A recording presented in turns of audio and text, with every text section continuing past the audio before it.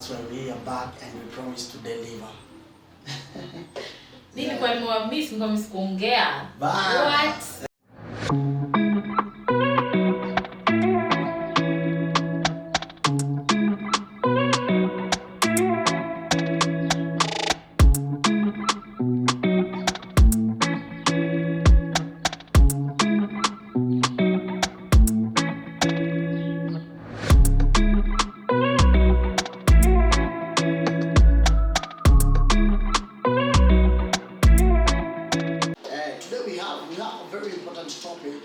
And it's one of the key things that should be considered even before you try to get into something. Yep. And by something we are speaking of romantic relationship. Actually it is something that you discuss in it. And our topic today is what is the topic, by the way? Important conversations to have during courtship. Yeah, what are the important conversations that you should be having during courtship? Yeah. Probably you can give us, some of the suggestions here on the comment section, and also to continue to appreciate what you guys have been doing by encouraging us to continue, doing more videos, and you telling us that they are being impactful to you guys. So, asanteni sana. Yeah, baby. So you can. So first of all, I feel like you should define what courtship is. Yeah. You. Oh, me. Alright, so number one thing that people should understand is that there's a difference between courtship and dating. Yeah. So a lot of people think that when they are dating, they are courting. But now when it comes to courtship is when you guys, have really decided that, this is the person that I want to, do life with for the rest of my life. So this is the person that I want to do life with for the rest of my life. And, both of you have decided to work on this journey together. It is not a one-man thing. Now, when it comes to dating, is more of collecting data. You get to know this person, he gets to know you. You get to have those coffees. But now in courtship, now you have a goal. You are so much oriented. You know the end. You know where you guys are going. Yeah. Samahani, kaka. Anyways, we dive right into the conversation. Yeah. So what do you think are some of the important conversations that you both should be having?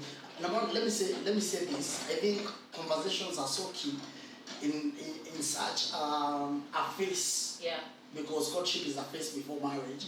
It is very important to have conversations that will navigate you guys to marriage. It's important to have such conversations because actually, you see, many people plan for a wedding and forget to plan for marriage. So you realize that when people are courting, the conversations that ziko sana ni harusi itakuaje, nani atasimamia, food ya harusi, a lot of conversation. I realize that zina revolving around their wedding, not the marriage itself. Yeah. And so the conversations that we want to talk about right now is what are the conversations that guys should be having when they are looking forward into marriage, because people prepare for a wedding and fail to prepare for marriage. Now we are talking on preparation for marriage. Yeah, baby. So me personally, this is what I came up with. Number one, I feel like people should talk about their personal goals, their personal values and beliefs. Okay. You should be able to know where does ameweka wapi religion in their life, so that when you get to marriage haukazini kwenda kesha ama hakuna shida na real challenge hakukatazi ati sasa shida ni kuamka lakini unaweza amka, but now hakukazi kufanya like your religious activities because they believe otherwise from what you believe. So that point is, so knowing their beliefs. Knowing their beliefs. Yeah, what are their belief personal systems? Beliefs, yeah, what do they believe in? Yeah. Do you agree to what they believe in? Because two cannot work together unless they agree. So if you guys are arguing on beliefs, manze inaweza kuwa noma sana. And they say it's better a broken relationship than a broken marriage. Yeah. In that direction, me, I put it as spiritual authority.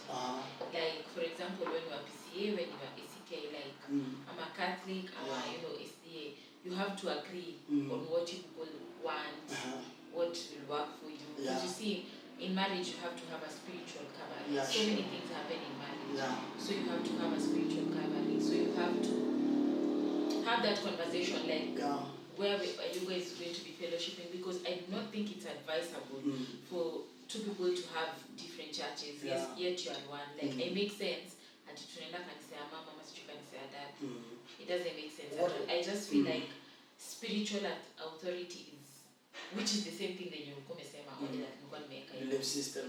Again, you see, kitu moja na belief system, especially in terms of spirituality and religion, what happens is you will find that if you guys don't talk about this, the minute you get into relationship, one will feel oppressed.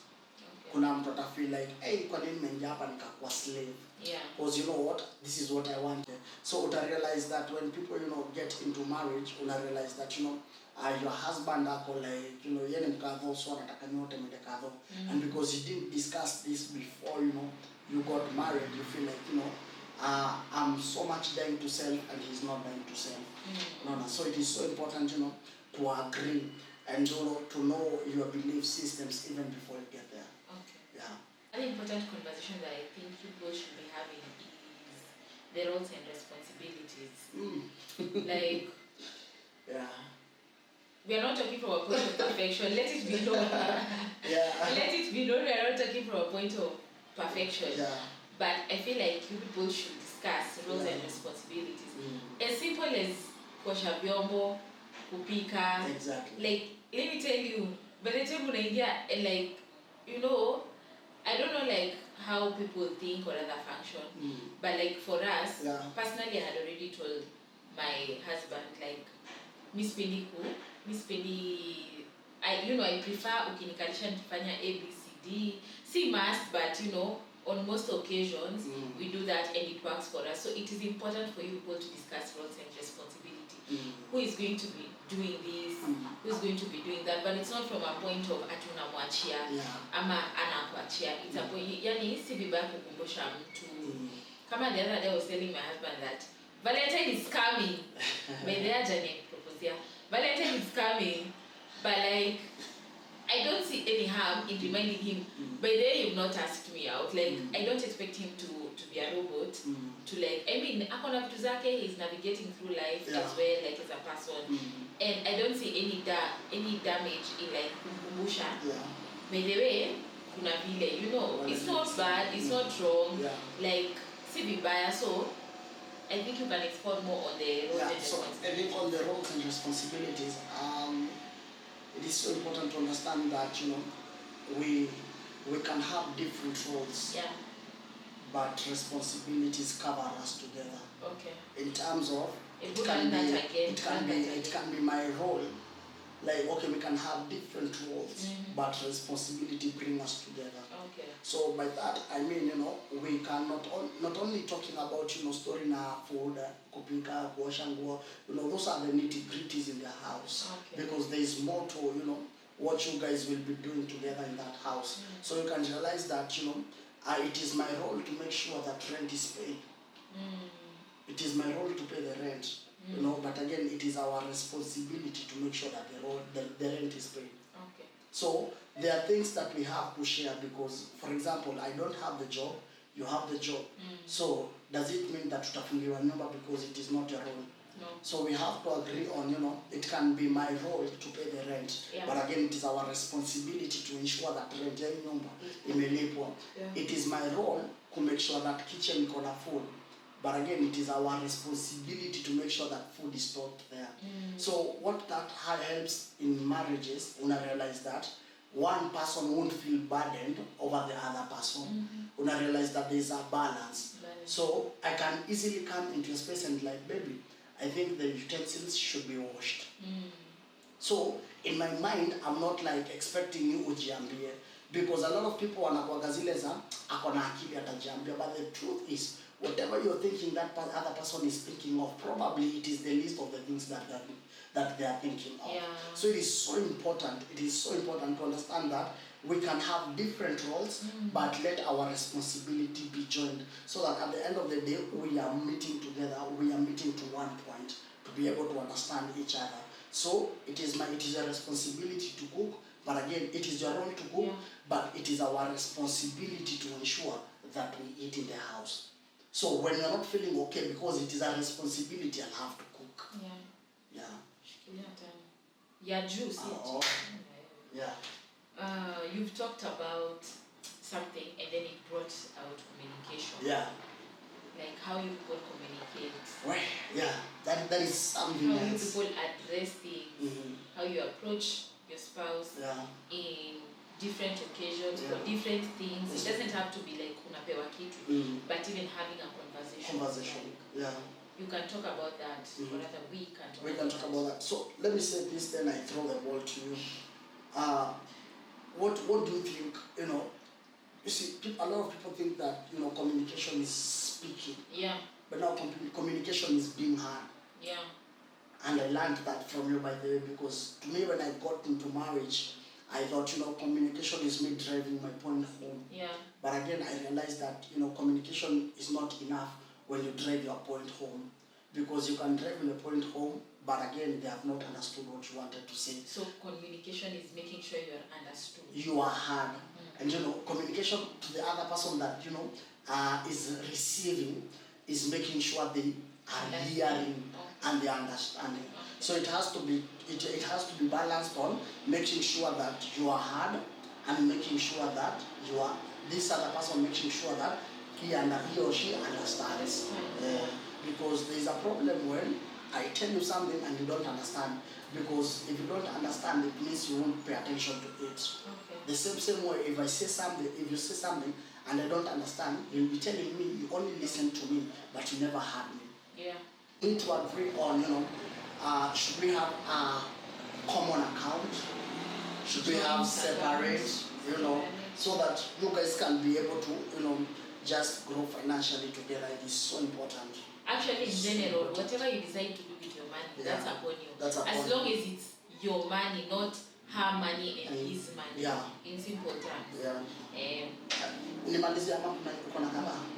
Go ahead. Me, I'd say the vision, only your visions. Amma, you wanted to say that? Yeah, visions. Yeah. Let's go. Like, that is so important. You have something else? No, yeah. Aside from that? Okay. Okay, so for me, it's visions. Like, I feel like during that courtship stage, you need to discuss what do you want for yourself in your life? What do I want? Do they align? If they don't align, how are we going to navigate through the same? Yeah. Like, for example, for the both of us, our visions align in order, glory be to God, in one way or the other. But like, if you were like an engineer, and I'm like, what can I say? But I feel like everything aligns in one way or another. Everything aligns. For some reasons, for some reason.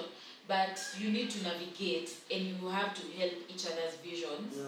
They grow like individually. Because you see, you are Eric and Faith, like we are two separate entities. As much as we are one, kila mtu alikuwa na vision yake.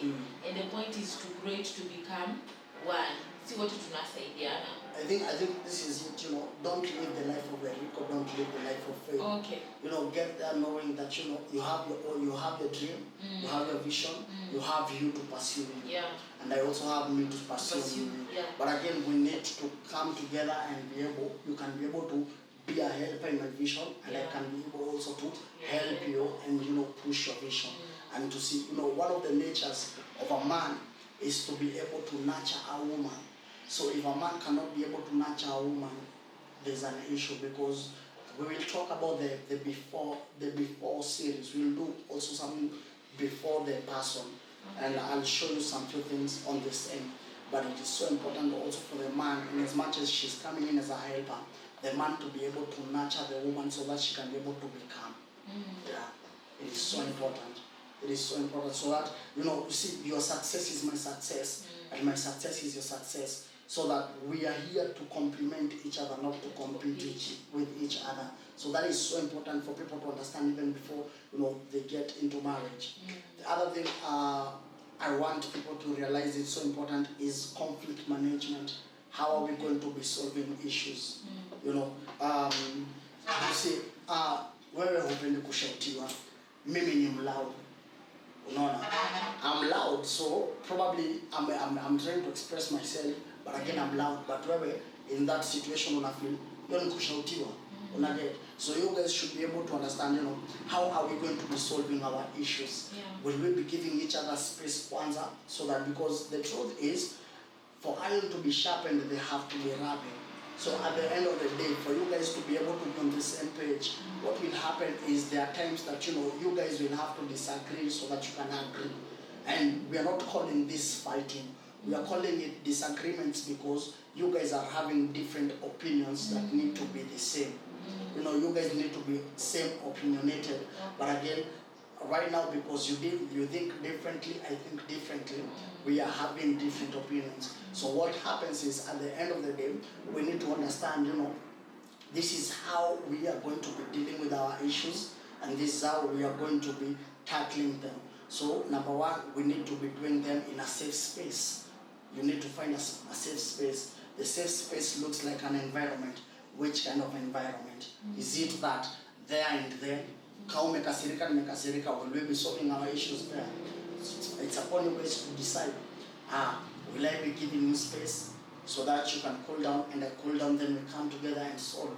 Now, as we're solving, how will we be talking to each other? Are we defensive, attacking, or are we trying to understand each other? And this is what I would try to tell people. And this is my advice. You can take it, but I prefer you take it. I'm not giving you an option. Now, when you're solving issues, it is so important for you to solve issues from a point of not me to be heard, but me understanding what you're saying.